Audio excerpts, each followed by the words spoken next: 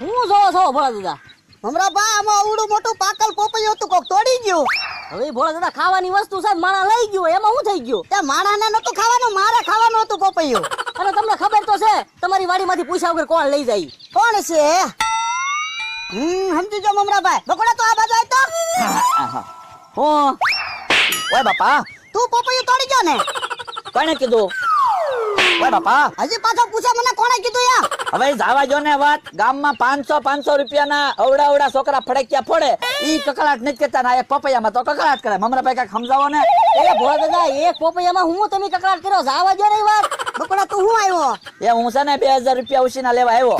2000 રૂપિયા? તો દિવાળી આવે છે, કપડા લેવાના, મીઠાઈ લાવવાની, ફડાક્યા લેવાના એટલે. એટલે પૈસા છે જ નહીં. એમ થોડું હાલે છે જ નહીં. મમરાભાઈ તમે તમતાર વશમાં આવ્યો હાલો. એ ભોળા દાદા હું વશમાં રહું. આપો પૈસા. બકુલભાઈ તમે આવી પાવી આવો.